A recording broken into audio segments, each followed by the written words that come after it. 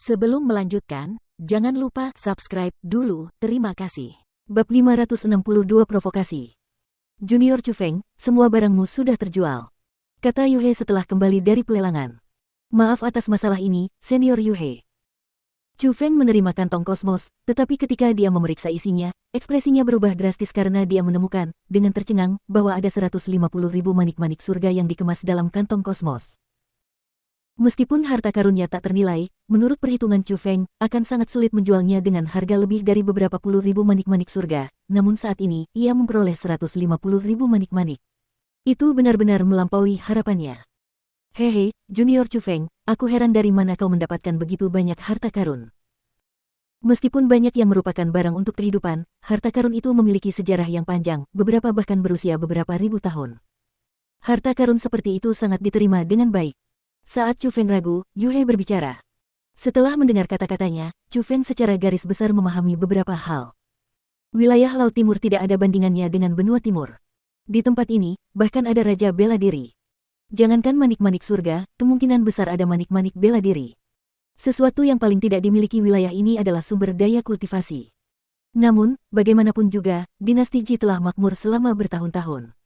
Jadi, wajar saja jika harta yang mereka kumpulkan laku di sini. Oh, bukankah mereka Junior Surou dan Junior Sumei? Jadi, kamu kenal kedua orang desa ini. Namun tepat pada saat itu, sebuah suara tajam terdengar di belakangnya.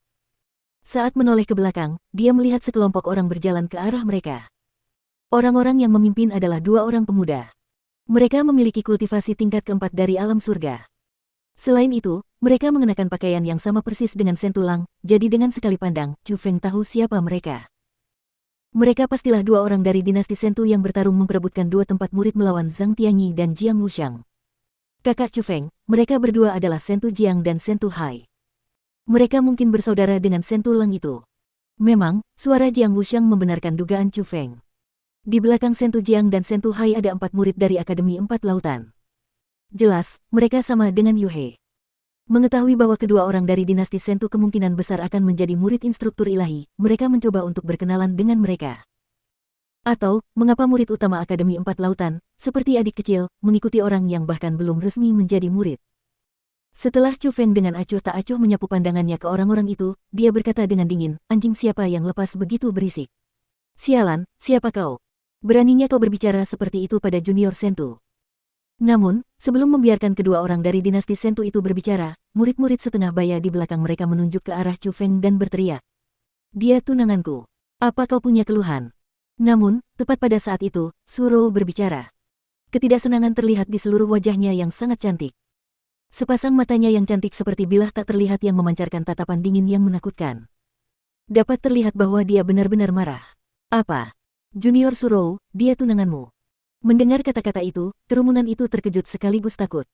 Terkejut karena wanita hebat seperti Surou ternyata punya tunangan. Itu kurang lebih menghancurkan hati para murid laki-laki yang merindukan Surou. Dan alasan mereka takut adalah karena Surou benar-benar marah. Mereka bisa merasakan niat membunuh Surou.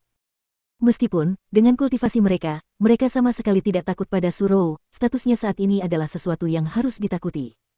Dia bukan hanya tunangan kakak perempuanku, dia juga tunanganku. Jadi, sebaiknya kau bicara lebih sopan atau aku akan melaporkan ini kepada instruktur duanmu bahwa seseorang telah tidak menghormatiku. Kau pasti tidak akan luput dari konsekuensinya. Tepat pada saat itu, Sumei juga berbicara dengan keras. Instruktur duanmu yang dia sebutkan adalah instruktur ilahi yang mengangkatnya sebagai murid. Ini. Pada saat itu, orang-orang itu benar-benar tercengang. Apa yang terjadi? Dari mana bocah itu berasal? Mengambil si cantik Surou adalah satu hal, tetapi dia juga mengambil si cantik kecil, Sumei. Dia mengambil sepasang saudara perempuan yang cantik, dan para saudara perempuan itu bahkan tampak seperti mereka benar-benar menyerahkan diri mereka dengan hati yang teguh, dan tidak akan menikahi siapapun selain dia. Peristiwa ini benar-benar membuat semua orang merasa sedikit tidak percaya, bagaikan sebuah palu besar dengan berat beberapa miliar ton yang menancapkan kepala mereka hingga berdengung. Terutama perkataan Sumei yang mengatakan, melapor kepada instruktur duanmu. Hal itu membuat banyak orang terdiam karena takut karena itu bukan masalah kecil. Jika instruktur duanmu memberikan hukuman, apalagi mereka, bahkan instruktur mereka sendiri harus menerima hukuman. Pada saat itu, mereka akan benar-benar bernasib buruk. Tunangan ya. Dia bukan hanya benar-benar menjadi suamimu. Kenapa begitu protektif? Benar sekali. Junior, ada orang-orang luar biasa di mana-mana di Akademi Empat Lautan. Dia hanya memiliki kultivasi tingkat ketiga dari alam surga. Apakah dia layak bagi kalian untuk mempercayakan diri kalian kepadanya sepanjang hidup kalian? Dari apa yang kulihat, jauh lebih baik untuk pergi bersama kami. Sementara banyak orang takut, kedua bersaudara Sentu Jiang dan Sentu Hai sengaja memprovokasi.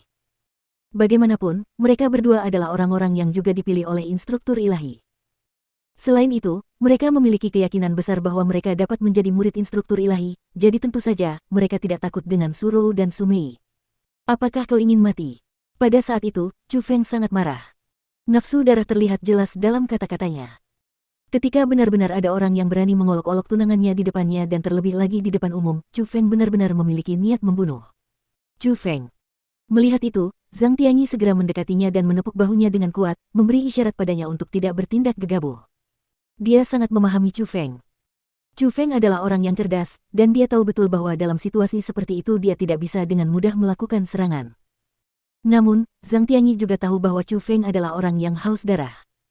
Jika haus darah itu benar-benar tersulut, Chu Feng akan melakukan hal-hal gila, mengabaikan konsekuensinya. Jadi, dia benar-benar takut. Takut Chu Feng memulai pembantaian di tempat itu karena dengan kultivasi Chu Feng, dia bisa membunuh Sentu Jiang dan Sentu Hai tanpa masalah.